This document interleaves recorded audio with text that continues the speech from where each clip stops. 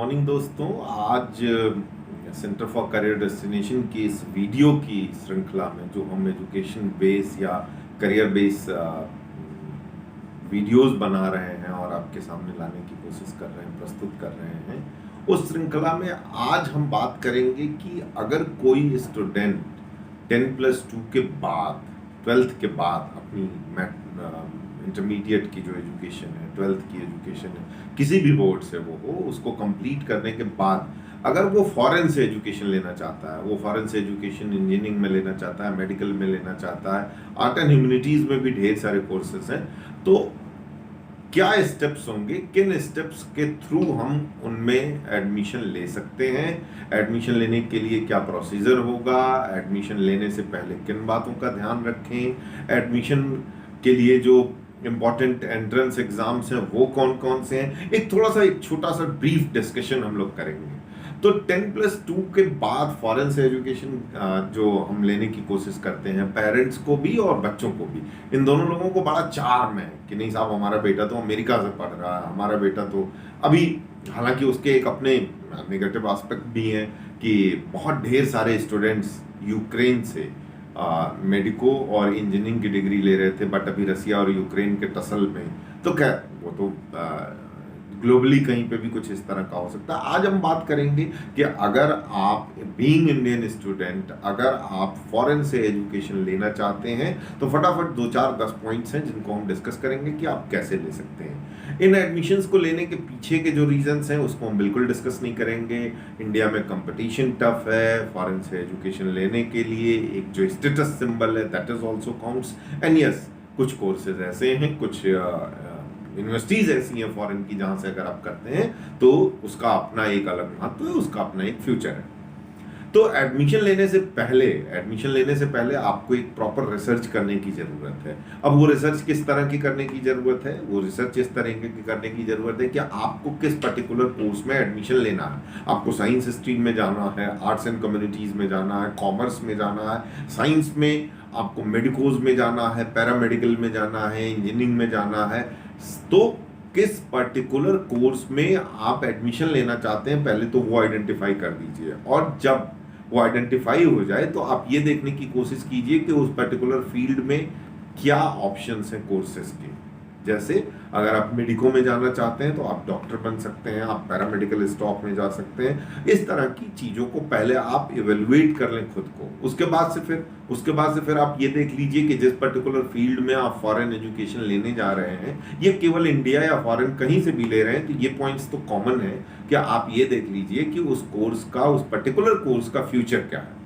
इन बिंदुओं को करने के बाद से आप उस पर्टिकुलर कोर्स को आइडेंटिफाई करते हैं, उस पर्टिकुलर कोर्स को चूज करते हैं, और फिर उस पर्टिकुलर कोर्स को लेके जो बेस्ट यूनिवर्सिटी है, जो बेस्ट फी है, हम ये भी ध्यान देते हैं जब आप कोर्स को फिक्स करते हैं, कोर्स का चयन करते हैं, तो उस केस में आप इस बात का भी ध्यान रखते हैं कि कौन सी फॉरेन यूनिवर्सिटी उसके लिए बेस्ट होगी, कौन सी हमारी फी जो क्राइटेरिया है उसको कहाँ से फुलफिल करेंगे, किस कोर्स में, उस पर्टिकुलर कोर्स में किस पर्टिकुलर यूनिवर्सिटी में कहाँ पे ज़्यादा स्कॉलरशिप है कि हमारा पैसा भी कम खर्च हो। और फिर उसके बाद से आप उस पर्टिकुलर कोर्स के सिलेक्शन के बाद से, उस कोर्स के चयन के बाद से आप उस कोर्स से रिलेटेड यूनिवर्सिटी को और कॉलेज को चयनित करते हैं। इसके बाद से बात आती है, और जब आप चयन करते हैं कि आप किस यूनिवर्सिटी से करेंगे, तो 2-3 छोटे पॉइंट्स हैं जिनका आपको विशेष ध्यान रखना है।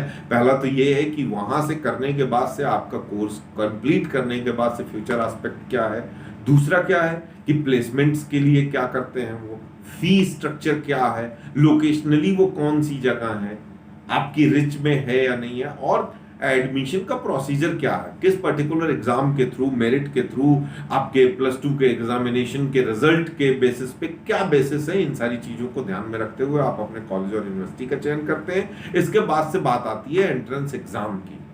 हम बात करें अगर एंट्रेंस एग्जाम की, तो बेसिकली जो बहुत फेमस एग्जाम्स हैं वो हैं आईलेट है, टॉफल है, सीपीई है, सीपीई है या उसको सीए भी कहते हैं, जीमैट है, सेट है। ये कुछ ऐसे हैं जो ढेर सारे यूनिवर्सिटीज में इनके स्कोर्स को कंसीडर किया जाता है। इंग्लिश लैंग्वेज कंपलसरी होता है।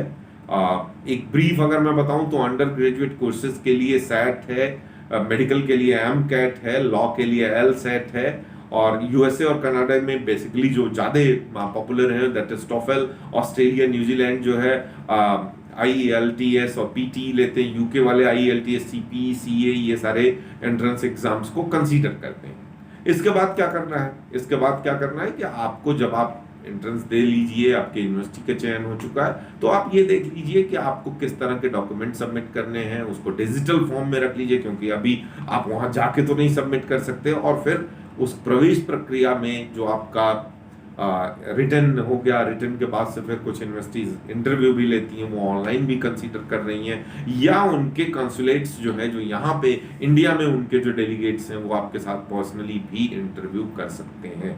और लास्ट बट नॉट लीस्ट कि जब आपका सक्सेसफुल एडमिशन हो जाए तो फिर आपको फॉरेन एजुकेशन के लिए एक स्टूडेंट वीजा की जरूरत पड़ेगी। स्टूडेंट वीजा लेने के लिए आपको क्या क्या जरूरत पड़ेगी, आपको पासपोर्ट का जरूरत पड़ेगा, आपको बैंक स्टेटमेंट की जरूरत पड़ेगी, आपके यूनिवर्सिटी या कॉलेज सिलेक्शन लेटर की जरूरत पड़ेगी। और जब ये सारा कुछ हो जाए तो आप स्टूडेंट वीजा के लिए उस पर्टिकुलर एम्बेसी को अप्रोच करके, जैसे मान लीजिए कि आपने किसी कनाडा के यूनिवर्सिटी में आपका एडमिशन मिला है, तो you have to go for the Canadian embassy. आप कनाडा के एम्बेसी में जाएंगे, आप उनको अपना लेटर शो करेंगे, आप अपना पासपोर्ट शो करेंगे, आप अपना बैंक स्टेटमेंट शो करेंगे, और फिर वो अपनी पर्टिकुलर कंट्री की पॉलिसी के अकॉर्डिंग आपको स्टूडेंट वीजा प्रोवाइड कर देंगे। और इस तरीके से आपका फॉरेन से पढ़ने का सपना पूरा होगा। मुझे उम्मीद है कि आपको ये वीडियो बहुत पसंद आया होगा। अगर आपको ये वीडियो पसंद आया है तो हमारे चैनल को सब्सक्राइब करें, बेल आइकन को प्रेस करें, और आगे भी हम आपसे वादा करते हैं कि ऐसे वीडियोस आपके लिए लेकर आते रहेंगे। Thank you so much.